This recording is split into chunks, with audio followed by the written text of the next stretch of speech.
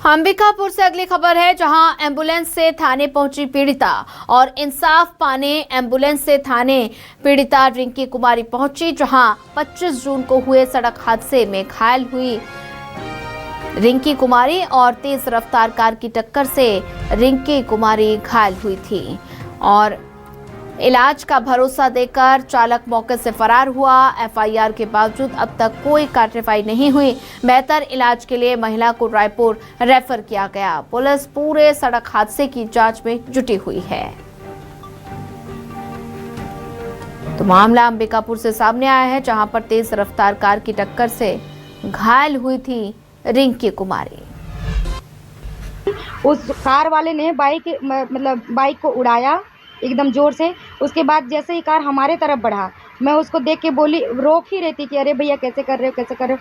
तब तक वो मेरे ऊपर गाड़ी चढ़ा दिया और मेरे ऊपर गाड़ी चढ़ा के मैं तो वहीं पे गिर गई और 200 मीटर तक घिसट के मेरी बच्ची और मेरे फ्रेंड को 200 मीटर दूर घिसट के लेके गया। उसके बाद कार रोक के और वो मेरे को बोला कि मेरे से गलती हुआ था तो मैं आपका इलाज पानी सब चीज़ करवाऊंगा। जीवन ज्योति हॉस्पिटल में मेरे को एडमिट कराया। फिर उसके बाद नाश्ता करने के बहाने वो आदमी भाग गया।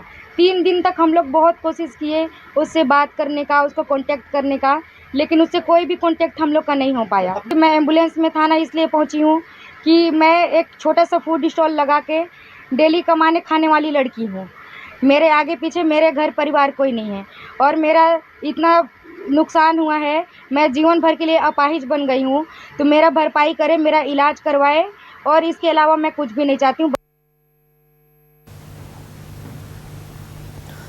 तेज रफ्तार कार की टक्कर से घायल हुई थी और इसी पर ज्यादा जानकारी साझा करने के लिए संवाददाता रामकुमार यादव हमारे साथ जुड़ चुके हैं। राम, अंबिकापुर में मामला सामने आया था, जहां पर एक कार की टक्कर से एक महिला एम्बुलेंस के जरिए थाने पहुंची है। शिकायत दर्ज कराने के लिए एफआईआर हो गई है, लेकिन अभी तक कार्रवाई क्यों नहीं की गई?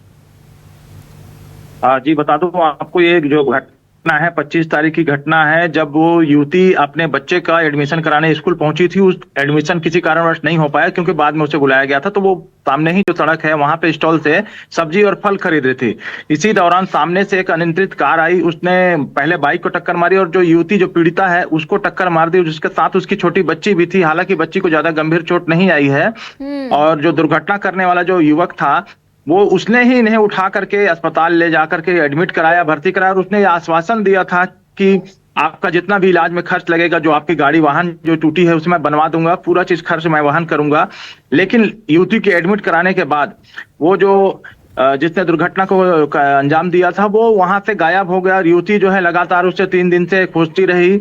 और इसी को लेकर के आज जो है युवती एम्बुलेंस के साथ, क्योंकि वो इस हालत में नहीं है कि वो चल फिर सके, क्योंकि उसको काफी गंभीर चोटें आई हैं, इसलिए वो एम्बुलेंस के साथ ही आज थाना पहुंची और थाना पहुंच करके मामले की जांच करने की बात की। और जो युवक जो जिसने दुर्घटना को अंजाम दिया है उसे पुलिस को दबाव बनाया कि उसको तत्काल खोजा जाए और मेरा जो है बेहतर इलाज कराया जाए, क्योंकि जो युवती है वो घर में स्वयं ही वो कमाने खाने वाली है, इसलिए वो जो है चाह रही है कि उसका बेहतर इलाज हो जाए, क्योंकि जो डॉक्टरों ने उसे बेहतर इलाज के लिए रायपुर रेफर कर दिया और उसकी जो कंडीशन है वो ऐसी नहीं है कि वो बाहर जाकर के अपना इलाज करा सके। इसलिए आज वो एम्बुलेंस से ही जिस हालत में है वैसे ही पहुंच गई थी कि उसे न्याय दिलाया जाए इस बात को लेकर के। ठीक है रवि, ज्यादा जानकारी साझा करने के लिए आपका धन्यवाद।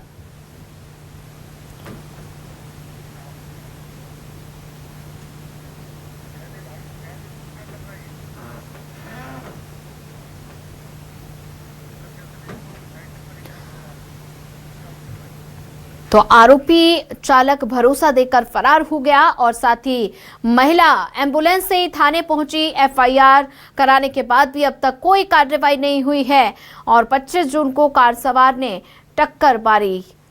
आरोपी चालक भरोसा देकर फरार हो गया। लाचार मां इंसाफ की गुहार लगा रही है। ये तस्वीरें आप देख पा रहे हैं, जहां पर एम्बुलेंस से ही महिला थाने पहुंची और आरोपी चालक भरोसा देकर फरार हुआ।